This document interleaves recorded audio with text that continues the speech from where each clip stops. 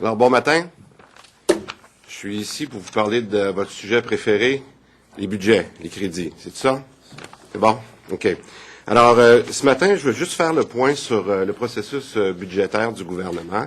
On est à quelques jours de voter sur les crédits, qu'on appelle. Et je peux vous dire que le premier point que je veux faire ce matin, c'est vous dire à quel point je suis inconfortable, pour dire le moins, du processus qui est suivi au gouvernement. C'est malheureusement, selon moi, basé sur l'expérience personnelle que j'ai, c'est un exercice qui est de plus en plus futile. Et à titre d'exemple, je vous dirais que on n'a pas de détails sur environ 25% du budget, qui représente approximativement 19 milliards. Donc, c'est pas des peanuts, ce que je vous dis ce matin. Puis la raison pour laquelle je suis aussi précis dans le montant, c'est qu'on parle spécifiquement ce matin des organismes non budgétaires. Donc, il y a une partie des budgets qui nous a été déposée en novembre et on regarde les crédits qui sont alloués par le ministère des Finances puis qui demandent au Trésor de regarder, qui s'appellent les organismes non budgétaires. Puis je reviendrai tantôt, je vous donnerai un exemple si vous voulez. Mais ça équivaut pour les députés à ne pas voir 24-25% du budget dans leurs détails. Alors, si vous pouvez bien comprendre qu'aujourd'hui, on n'est pas confortable là-dedans. Puis d'où je viens, c'est comme si un conseil d'administration qui représente les actionnaires d'une compagnie, on arriverait pour demander au conseil de voter, d'approuver le budget de la compagnie pour la prochaine année, puis que 25% du budget qui n'a pas été montré. Alors, je vous dis ça peut-être simplement, c'est assez gros, puis je pense qu'on a besoin d'aller un petit peu plus loin. Si je me permets d'être aussi précis, c'est qu'il ne faudrait pas se surprendre que je fais la différence entre un vote contre le budget qu'on a fait l'automne passé pour des raisons très spécifiques. Vous vous rappelez, on disait qu'il ne devait pas y avoir d'augmentation d'impôts. Vous vous souvenez les 4 raisons. Mais aujourd'hui, c'est pas de ça qu'on parle. Même à l'extrême, si on avait été d'accord avec le budget l'automne passé, ce que je suis en train de vous dire ce matin, c'est que le processus qui est suivi, le manque de transparence et l'information qui n'est pas disponible, moi, je serais vraiment pas à l'aise de voter pour les crédits dans la forme actuelle. Bon, c'est pas le premier gouvernement qui fait ça. C'est pas une question du PQ aujourd'hui. C'est le même processus qui est, à mon sens, fautif avec les libéraux précédemment. Laissez-moi vous donner un exemple. L'an dernier, il a été demandé, dans le processus des crédits de mars 2012, il a été demandé de donner des détails spécifiques sur ce qu'on appelle les fonds spéciaux. Parce que les fonds spéciaux, ça représente à peu près 30 fonds qui sortent du gouvernement par des transferts et qui sont alloués à différents ministères. L'an dernier, il y a un projet de loi qui s'appelle le projet de loi 10 qui a demandé à avoir du détail spécifique sur ces fonds-là. Et c'est ce qui fait que cette année, en 2013, on a eu un appel, un cahier de livre 3, le cahier 3, qui a donné le détail, fonds par fonds, de ces 33 fonds-là. Quel est l'estimé en date du mois d'avril, c'est-à-dire du mois de mars, qui est l'année courante, et le détail pour l'année à venir. Alors, je me dis, ce qui est bon pour les fonds spéciaux, qui représentent à peu près 9 milliards, devrait être aussi logique pour les organismes non budgétaires. Les organismes non budgétaires, c'est encore pire. C'est 67 organismes, puis je peux me tromper de un ou deux, parce que des fois, il y en a qui disparaissent, puis il y en a qui reviennent. Mais c'est le même principe, c'est-à-dire que l'an dernier, par le projet de loi 10, on a demandé de donner le détail pour 9,8 milliards, et cette année, on n'a pas le détail pour les organismes non budgétaires. Laissez-moi juste vous dire pourquoi c'est encore plus important, puis pourquoi on tient à ça. Lorsque le gouvernement transfère un total de 57 milliards de son budget de 62, c'est-à-dire que 92% des dépenses du gouvernement s'en vont dans ces différents fonds-là. Soit les fonds spéciaux, soit les organismes non budgétaires ou les fonds de la santé. En gros, c'est ça. Alors moi, ce que je vous dis aujourd'hui, je veux focuser et être bien précis, qu'on veut qu'il y ait une révision du processus pour qu'on ait accès à l'information dans les organismes non budgétaires. Ça, c'est la première chose, parce que 92%, je m'excuse, des dépenses vont dans les transferts. Ce qui devrait vous intéresser aussi, puis moi, ce qui m'intéresse beaucoup en tant que député pour faire mon travail, c'est que dans ces fonds-là, les dépenses dans les dernières années ont cru à la hauteur de 5 à 10% par année. Alors, quand le gouvernement se gargarise de dire qu'aujourd'hui, pour 2012-2013, puis surtout 2013-2014. Rappelez-vous la présentation de M. Bédard au début décembre, quand il a déposé les crédits. On va faire tout en notre possible pour avoir 1,9 de croissance. Mais ça, c'est le 1,9 en haut, et ça tient pas compte du 5 à 10 qui vient dans les organismes. Alors, c'est pour vous dire comment c'est important d'aller plus dans le détail, et je crois que si on fait une demande spécifique, il faudrait au minimum qu'on ait l'équivalent du projet de loi 10 qui a eu lieu sur les fonds spéciaux, qu'on l'ait dans les organismes non budgétaires. Je sais que c'est un petit peu aride, puis si vous me permettez, je vais vous donner un exemple. OK? Je vais prendre le mien. Moi, je suis en couple. Je suis avec ma blonde. Puis, on a un compte conjoint. Si on a un compte conjoint pour des dépenses qu'on dit qui sont communes, c'est-à-dire l'éducation, l'épicerie, l'hypothèque, la maison, alors moi, j'ai un chèque personnel et je mets à tous les mois 1 000 $ dans le compte conjoint, puis ma blonde fait la même chose. Elle en met peut-être un petit peu plus, mais qu'elle est plus riche que moi. Alors, elle met de l'argent dans le compte conjoint, puis moi, je mets de l'argent dans le compte conjoint.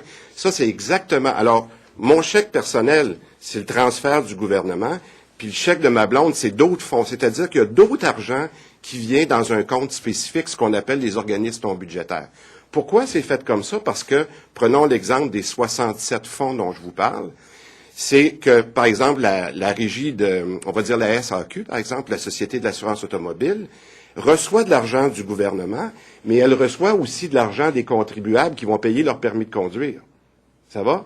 Alors donc, c'est ça la comparaison avec le compte personnel. C'est pas parce que moi, je mets de l'argent dans le compte personnel, notre compte conjoint avec ma conjointe, que je m'empêche d'avoir un droit de regard sur combien va se dépenser dans l'épicerie, dans l'éducation, dans l'hypothèque. C'est pas parce que je fais un chèque que je me départis de ma responsabilité de ce que conjointement on va dépenser. Ben, c'est la même chose pour le gouvernement. Je me dis, c'est pas parce que le gouvernement met 19 milliards dans ces 67 fonds-là que moi, comme député, je dis, écoute, j'ai pas un droit de regard de savoir comment est dépensé l'argent dans ça, puis ce que vous recevez des autres. Parce que ce qui nous inquiète dans ça, puis en résumé, je vous dirais, si les dépenses de ces organismes-là croissent à la hauteur de 10 par année, ça veut dire qu'il y a quelqu'un qui paye pour ça, parce que le gouvernement augmente pas ses transferts de 10 par année. C'est parce qu'on charge, on augmente les prix des permis de conduire, on augmente les frais dans les musées, on fait toutes sortes d'augmentations de revenus qui deviennent d'autres sortes de taxes. Alors, puis savez-vous quand est-ce qu'on se rend compte de ça? Comme gouvernement, puis comme député, on se rend compte de ça 6 mois après la fin de l'année financière. Parce qu'on fait la consolidation de tous ces fonds-là seulement une fois après l'année. Alors, imaginez-vous quand c'est le temps de réagir pour ça, qu'est-ce qui arrive? Bon, c'est passé. On oublie ça, puis on est déjà dans les prochains crédits. Alors, je sais que c'est peut-être un peu aride, j'apprécie votre écoute là-dessus, c'est pour ça que je voulais vous donner l'exemple du compte conjoint, parce que je pense que ce droit de regard-là, on doit le conserver, ça fait partie d'un exercice transparent, puis moi je pense qu'on doit garder un droit de regard là-dessus comme député. Je vais vous parler de la SAC, les autres, c'est quoi? Vous voulez, je vais vous en donner un bel exemple que vous aimez beaucoup, c'est les services informatiques. Bon, mais dans le 19 milliards de dépenses, vous avez un des fonds qui est pour le SPCQ, là, le service partagé des centres informatiques. Et lui, je vous donne un exemple parce que je l'ai cherché, parce que vous savez que je m'intéresse un peu aux dossiers informatiques ces temps-ci. Bon, ben, l'an dernier, là, le dernier chiffre que je vois, moi, c'est le chiffre du 31 mars 2012.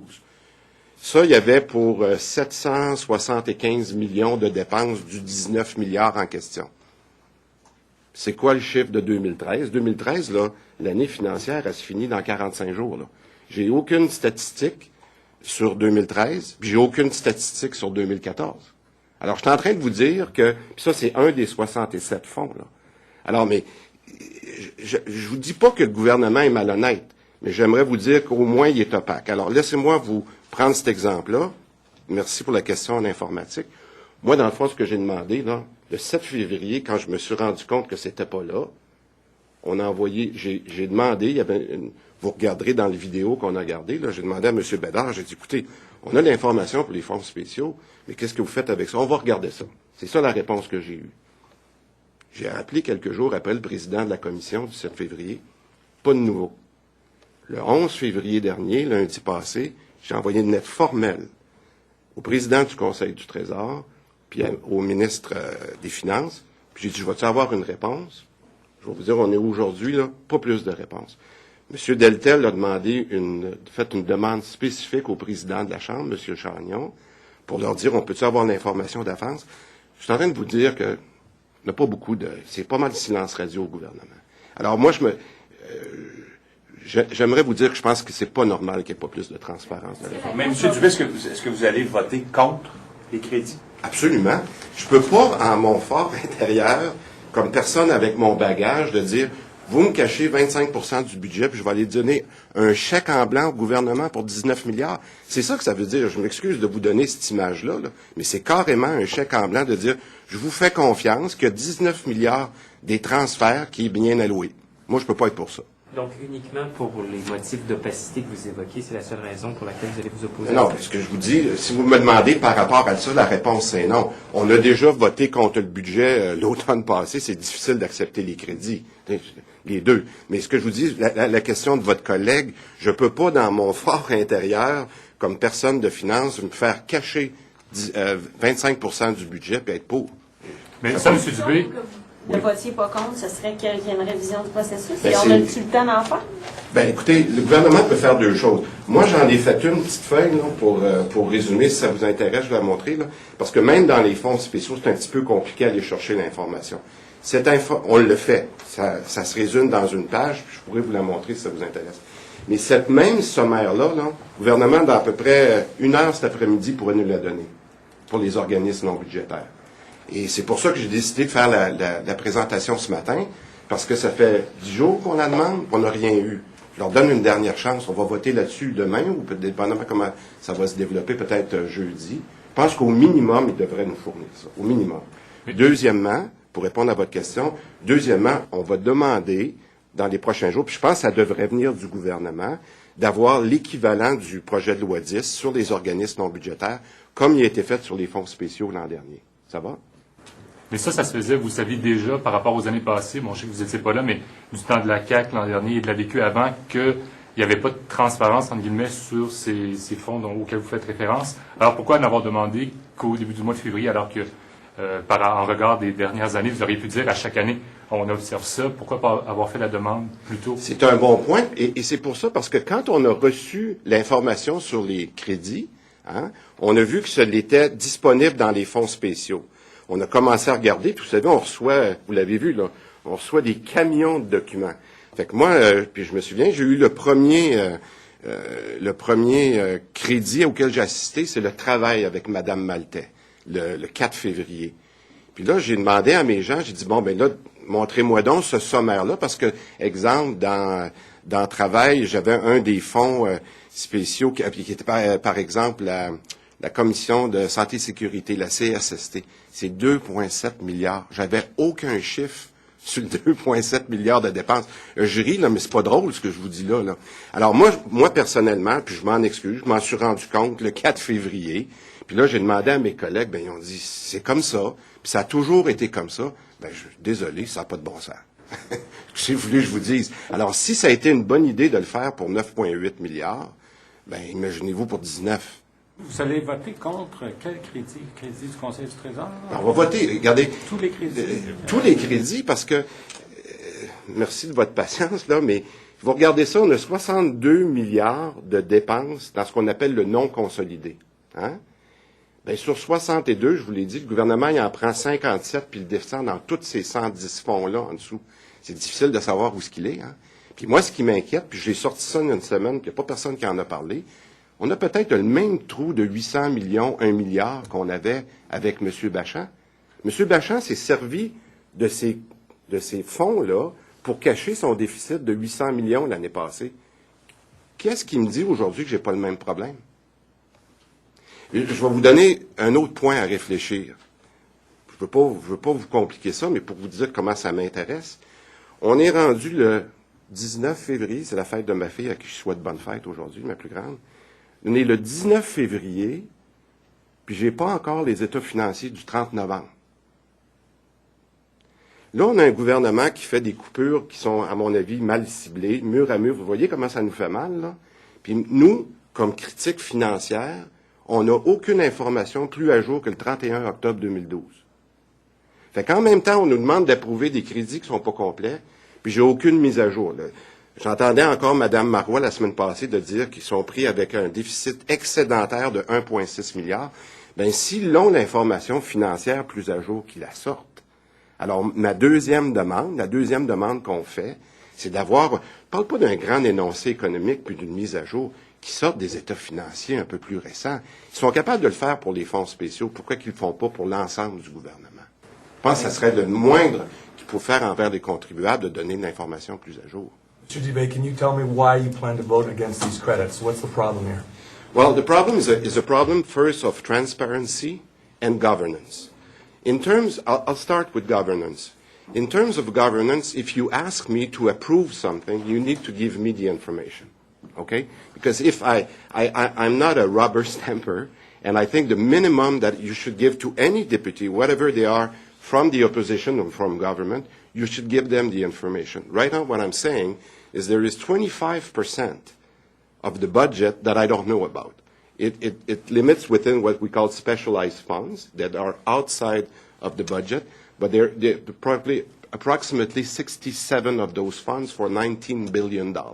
So $19 billion that we don't see the detail is like you asking me to give you a blank check and say to the government, sorry, I could not see it, but I approve the budget. So You gave me some examples, the SAAQ or the government's data management service, $775 million. Well, what we call the shared service for IT, for information and technology, I'm not sure about the number because I'm looking at the numbers of 2 years ago because I don't have the 2013 numbers and the 2014. But the 2012 numbers show about 775 million of expenses. So maybe a little bit less than 10% of that 19 billion. I have no information. I don't know where they're taking their money only from government or from outside sources. I don't know that. And that's the same situation with all those 67 funds. I'll give you an approximation.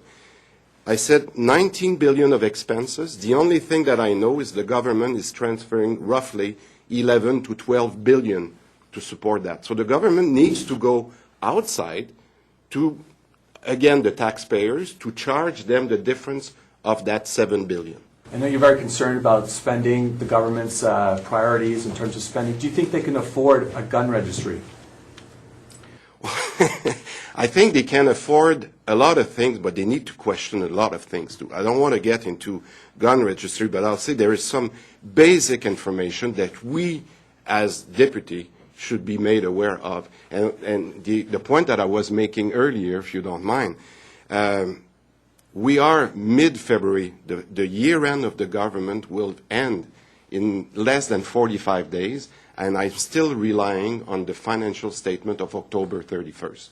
I mean, it makes no sense. That's the reason I'm saying information, availability, and governance. Mr. Dubé, why should Quebecers care about this? You talked about new forms of taxes, new taxes. Why should Quebecers, the general public, care about Thank this? you.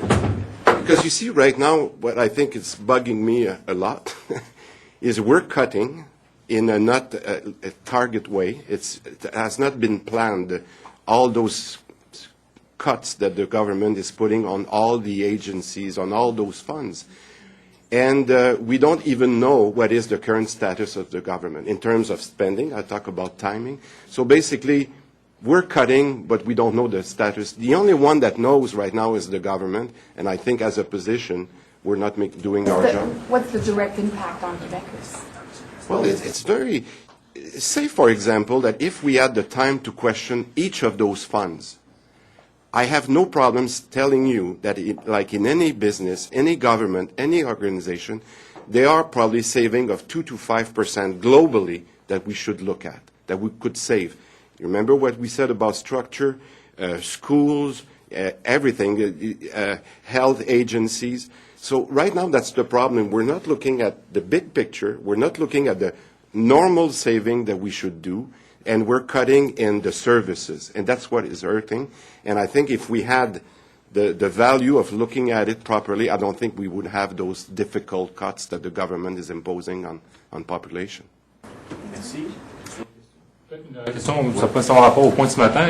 Comment vous réagissez, je ne sais pas si vous avez vu le dossier dans le Journal de Montréal, comme quoi le fisc, tant au niveau fédéral que de Revenu Québec, ne réussissent qu'à aller chercher une infime partie des montants, là, les comptes de Canadiens ou de Québécois en Suisse ou tout ça, là, au niveau de l'évasion fiscale, que c'est même pas un très très faible pourcentage. Pensez-vous qu'il y aura un effort supplémentaire à faire, surtout dans le contexte de on cherche des revenus et... On est la position de notre parti est très très claire que ces argents-là devraient être récupérés, puis que chacun doit faire sa partie. Absolument. Merci. Ça va? Merci beaucoup. Bonne journée.